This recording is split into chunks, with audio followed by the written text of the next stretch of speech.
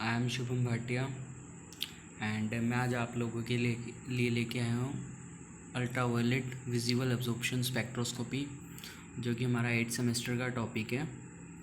ठीक है, तो गाइस सबसे पहले हम समझते हैं कि स्पेक्ट्रोस्कोपी होता क्या है। तो जैसे कि नाम से ही पता चल रहा है स्पेक्ट्रोस्कोपी, दैट्स मीन्स स्पेक्ट्रोस्कोपी का मतलब होता है it is a branch of the science which deals with the interaction of matter it can be atoms और molecule with the electromagnetic field. समझे? क्या इंटरेक्शन मैटर का किसके साथ, इलेक्ट्रोमैग्नेटिक फील्ड के साथ, उसको हम बोल देते हैं स्पेक्ट्रोस्कोपी। ठीक है, देन आगे हम क्या पढ़ रहे हैं, यूवी विजिबल एब्जॉर्प्शन स्पेक्ट्रोस्कोपी पढ़ रहे हैं। तो इसकी जो रेंज होती है गाइज, वो देखिए 200 टू 400 नैनोमीटर आपकी रेंज होती है इसकी। ठीक है, यूवी की रेंज होती है अल्ट्रा वायलेट में 200 नैनोमीटर टू 400 नैनोमीटर। ये क्वेश्चन आ सकता है हमारा एमसीक्यू में। ठीक है, सेकंड इसकी जो विजिबल रेंज होती है वो होती है 400 नैनोमीटर टू 800 नैनोमीटर। ठीक है, ये दोनों रेंजेस को याद कर लेना, काफ़ी इंपॉर्टेंट है। ठीक है, एंड और क्या बात बनती है उसके बाद, देखो ये जो एनर्जी लेवल है, देखो increasing energy increase in wavelength, यहाँ से आपको क्या एनर्जी इंक्रीज होगी, वैसे ही वेवलेंथ भी इंक्रीज होगी। देन फर्दर क्या है सर, ये उसके बाद ये विजिबल लाइट की रेंजेस हैं। एग्जांपल आपको ये भी एग्ज़ाम में हमारे एमसीक्यूज़ में पूछ सकते हैं कि गामा रेंज की रेंज कितनी होती है। तो अपने को याद रखना है कि 0.01 से 0.0001 से 0.01 नैनोमीटर तक होती है एक्सरेज, गामा रेज की। देन एक्सरेज की आप देखो, अल्ट्रा वायलेट की 10 nanometre, 1000 nanometre, 0.01 centimetre, and 1 centimetre, 1 metre and 100 metre. तो ऐसे आप लोगों को ये रेंजेस याद रखनी है। ठीक है, और क्या है कि अब ये देखो 400 टू 500 में कौन कौन सा कलर आ रहा है, ये भी अपना क्वेश्चन बन सकता है एमसीक्यूज़ में। जैसे वायलेट बन रहा है, ब्लू बन रहा है। फिर 500 टू 600 विजिबल लाइट में कौन सा कलर बन रहा है, देन 600 टू 700 में कौन सा कलर बन रहा है। तो ये अपना एमसीक्यू में क्वेश्चन आ सकता है, तो आप इस रेंजेस को याद कर लेना। ओके, देन क्या है डेफिनेशन। डेफिनेशन क्या कहती है, डेफिनेशन तो मैं आपको पहले ही बता चुका हूँ, बट एक बार फिर भी देख लो कि क्या कह रही है डेफिनेशन। डेफिनेशन कहती है कि the radiant power is set to be the P and the radiant intensity C. इन्होंने रेडियंट पावर और रेडियंट इंटेंसिटी को बताया है। क्या कह रहा है, the energy of beam reaching a given area per second is a radiant power. अब इन्होंने डेफिनेशन दी है रेडियंट पावर और रेडियंट इंटेंसिटी का मतलब क्या है कि वो एनर्जी की जो बीम को रीच करे as a given area per second, किस एरिया, गिवन एरिया के पर सेकेंड में उसको बोलते हैं radiant power, and the power of unit of solid angle that we call as the radiant intensity. ठीक है, अगले लाइन में इन्होंने क्या बोलता है, power and intensity used as a changeably. ठीक है, सो जो पावर और इंटेंसिटी है उसको हम इंटरचेंजेबली यूज़ कर सकते हैं, but little difference is been observed like transmittance. Transmittance का मतलब क्या होता है, ट्रांसमिट करना किसी चीज़ को। ठीक है, तो radiation power PO, incident sample solution. तो पीओ क्या है, रेडिएशन हमारी पावर है। The nitration between the photons of radiation, क्या कह रहा है कि नाइट्रेशन जो है बिटवीन किसके, photons of radiation and absorbing particles of the sample. मतलब जो सैंपल के अंदर एब्जॉर्ब्ड पार्टिकल हैं और जो रेडिएशन है, फोटोन्स ऑफ रेडिएशन। ठीक है, as a result of power beam from the PO to P. तो पीओ जो है, जो कि हमारे इंसिडेंट ऑफ सैंपल सॉल्यूशन है, और पी, ठीक है, जो हमारा result of beam of light है। The transmittance of the solution, the transmittance of the solution fraction incident radiation transmitted by the equation T time is equal to में P divided by PO. ठीक है, where the P हमारा ये है result of power of beam of light, and PO हमारी है incident of the sample solution. Okay, then अभी कह रहा है एब्जॉर्बेंस। तो हमसे ये भी क्वेश्चन पूछा जा सकता है एमसीक्यूज़ में कि व्हाट इज़ एब्जॉर्बेंस। तो एब्जॉर्बेंस हम लोग क्या बताएंगे कि absorbance is a negative logarithm of the transmittance negative logarithm of the transmittance is called as the absorbance. Okay, then अभी देखो इसके बाद ये इसमें वो बताया हुआ है एब्जॉर्बिविटी और मोलर एब्जॉर्बिविटी क्या होती है। ठीक है, अब इस ये एक नॉर्मल सी चीज़ है, आप क्लियर कर लोगे वैसे पढ़ के भी, और मैं बता भी देता हूँ कि एक्चुअल क्या है। एब्जॉर्बेंस इंक्रीजेस, एमसीक्यू बन सकता है। एब्जॉर्बेंस इंक्रीज होगी with increase the thickness of the concentration of solution. अगर आपका क्वेश्चन दे दे कि एब्जॉर्बेंस कब इंक्रीज होगी, तो अपना आंसर बनेगा with increase the thickness of the solution absorbance will be increase. Hence the absorbance is directly proportional to the thickness. तो absorbance किसके डायरेक्टली प्रोपोर्शनल है, थिकनेस के ऑफ द सॉल्यूशन। ठीक है, B the solution of concentration and C is the substance in solution. So A B C where absorptivity proportionality constant, A is equal to में small A is equal to में capital ए के बाहर 1%, 1 centimetre specific absorbance of A analyte. अब आगे एब्जॉर्बिविटी और molar एब्जॉर्बिविटी के बारे में बताया हुआ है, इनको याद कर लेना। ठीक है, आगे अपना एक बहुत इंपॉर्टेंट लॉ होता है, इसको हम बोलते हैं बियर्ड्स-लैम्बर्ट्स लॉ। ठीक है, तो बियर्ड्स-लैम्बर्ट्स लॉ क्या कह रहा है, बियर्ड्स-लैम्बर्ट्स लॉ कहता है आपका कि the intensity of A monochromatic radiation. ठीक है, अब मोनोक्रोमेटिक रेडिएशन क्या होती है, नाम से ही पता चल रहा है, mono means single, chromatic means chromatic. Monochromatic radiation decrease with exponentially, मतलब डिक्रीज होंगी exponentially with increase in the thickness of the Lambert's as per the Lambert's and concentration as per Beer. क्या कह रहा है कि जो मोनोक्रोमेटिक रेडिएशन है वो डिक्रीज होगी exponentially but with increase the thickness, thickness उसकी इंक्रीज होगी किसके हिसाब से, लैम्बर्ट्स के लॉ से, और कॉन्सेंट्रेशन होगी बियर्स के लॉ से, the of the absorbing substance. Got it. Then A is equal to में A B C, A is equal to में म्यू बी सी। ठीक है, देन आफ्टर दैट क्या है, derivation of Beer's Lambert's law. तो ये आप डेरिवेशन पढ़ लोगे, वैसे मैं बता भी देता हूँ क्या कह रहा है कि डेरिवेशन में ये बोलना चाह रहा है कि जो variation of the absorption of the variation of absorption है with change in path light. ठीक है, variation absorption with change with concentration. तो जो वेरिएशन होगी एब्जॉर्प्शन की वो पाथ लाइट से भी चेंज होगी, कॉन्सेंट्रेशन से भी चेंज होगी। एट हायर कॉन्सेंट्रेशन कितना बोल रहा है, more than 0.01 molar analyte molecule comes to reach has intramolecular distance diminished. Chemical deviation molecular of a solute, मतलब सोल्यूट का मोलिक्यूल में कोज द एसोसिएशन और डिसोसिएशन, मतलब या तो ब्रेक होगा या वो ऐड हो जाएगा, एसोसिएशन और डिसोसिएशन, और chemical reaction of solvent, example monomer. ठीक है, एंड पोलोमर्स, पोलोमर और मोनोमर का मतलब क्या होता है, polymer means poly means many and mer means units. ठीक है, of the benzyl alcohol like CCl4, benzyl alcohol in chloroform is CCl4 absorbs the wavelength at 275 nanometre. ये क्या कह रहा है कि जो एब्जॉर्ब करता है CCl4 एब्जॉर्ब होता है at the wavelength of 275 nanometre and 300 specific 300 nanometre respectively. Then instrumentation deviation is the polychromatic radiation. Monochromator are not isolate one single wavelength or polychromatic beam. Different wavelength of the different absorption spectra relation with different absorption and the concentration is no longer linear. Then instrumentation deviation of the stray radiation. Strays the radiation are produced by the reflection from various surface of the instrument. It consists of the cause of deviation of polychromatic radiation.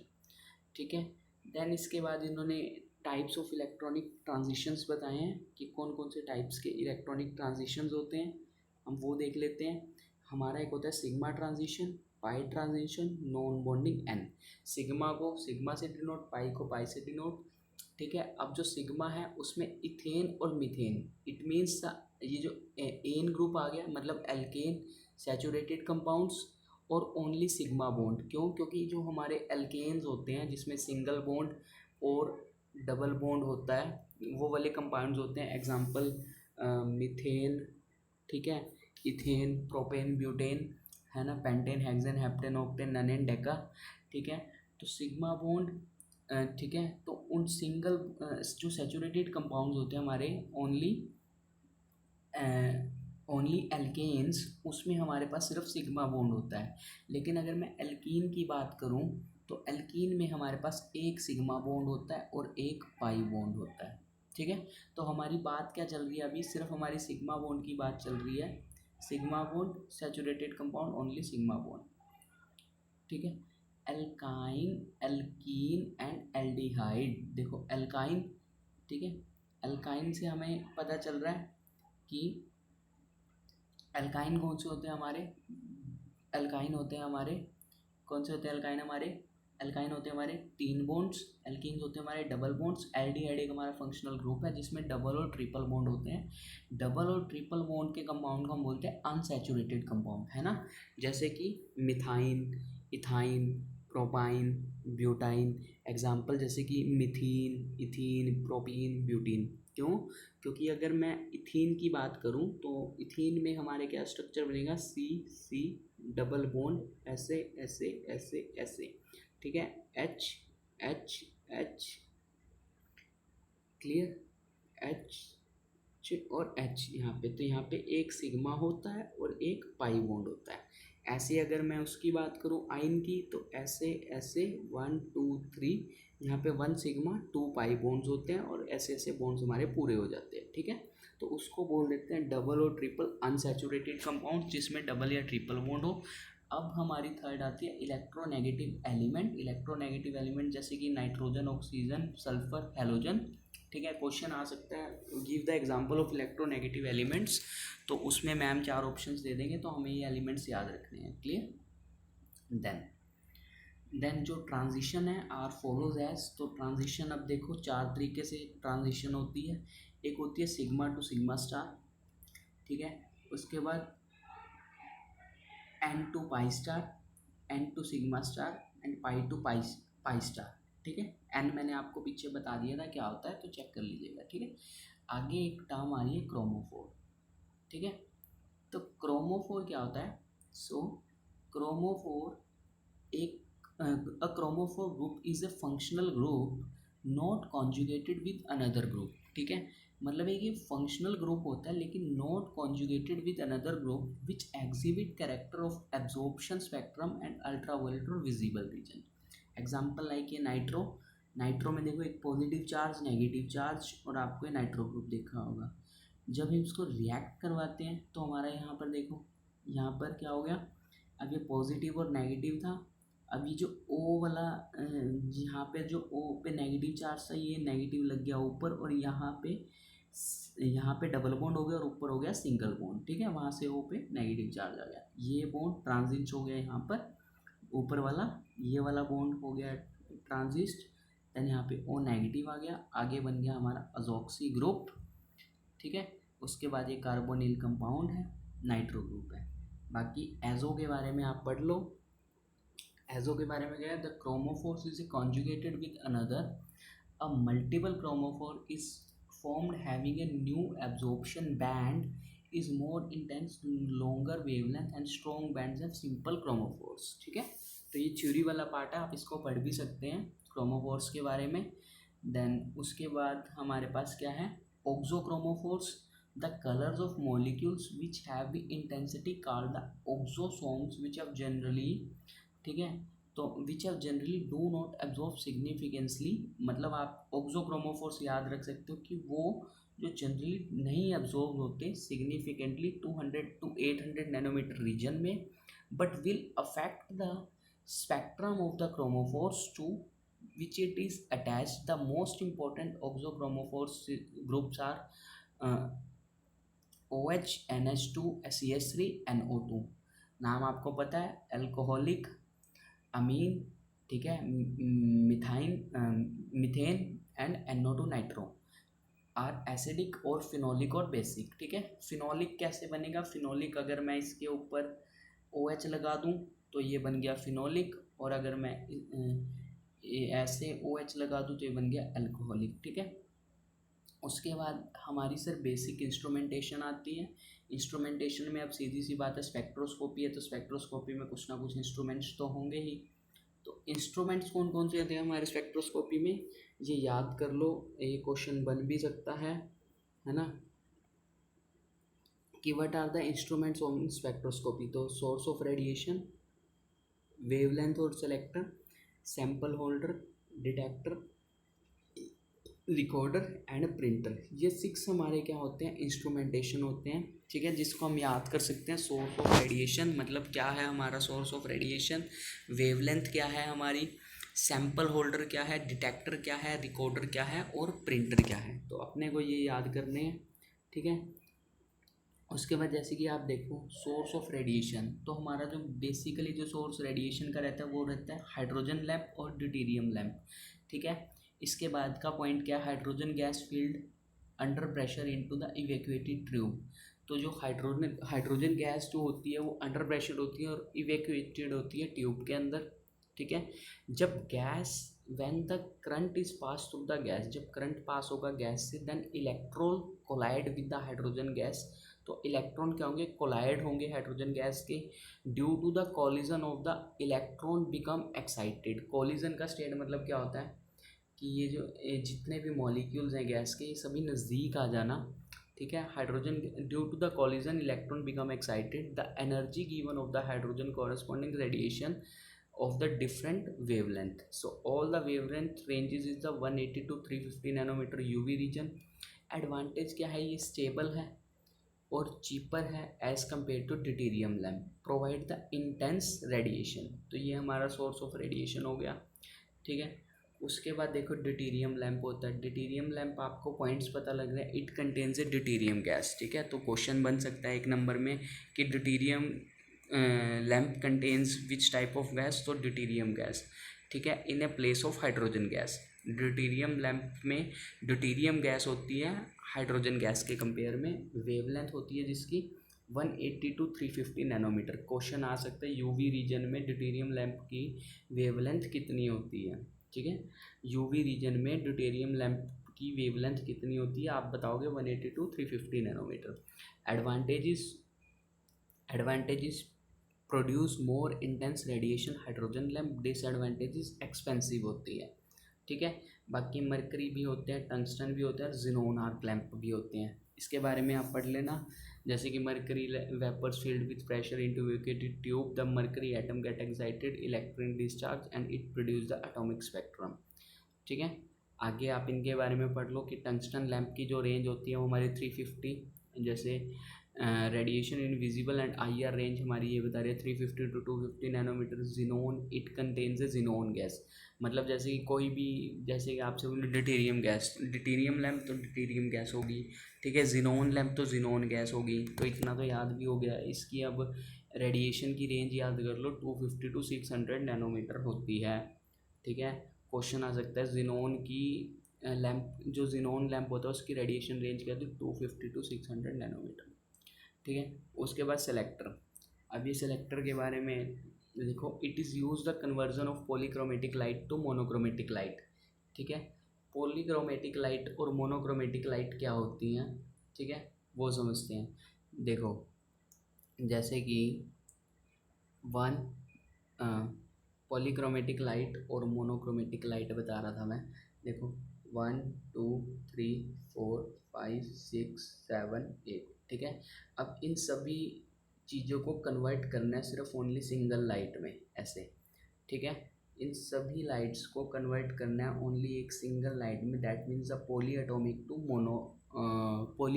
To monoatomic light में, उसको हम बोल देते हैं, ये तो होगी पोलोक्रोमेटिक, ये होगी मोनोक्रोमेटिक लाइट। ठीक है, तो वेवलेंथ सेलेक्टर जो पोलोक्रोमेटिक लाइट को मोनोक्रोमेटिक लाइट में चेंज कर दे उसको बोलते हैं वेवलेंथ सेलेक्टर।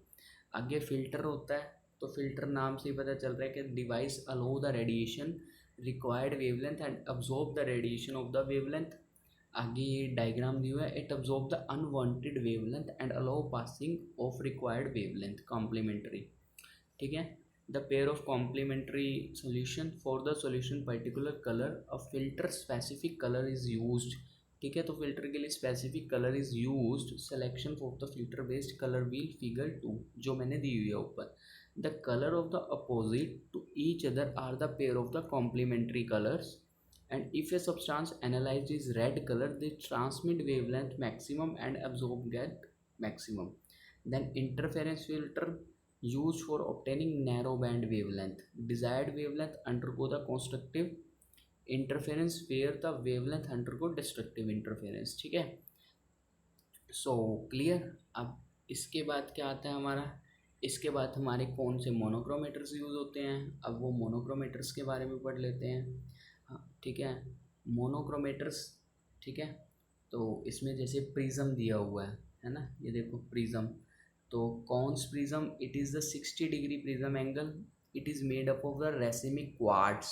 ठीक है, ये अपने से क्वेश्चन बन सकता है। और क्रिस्टलाइन क्वार्ट्स जो कि डेक्स्ट्रो और लीवो रोटेटरी होता है। लीवो रोटेटरी डेक्स्ट्रो रोटेटरी आपको पता है।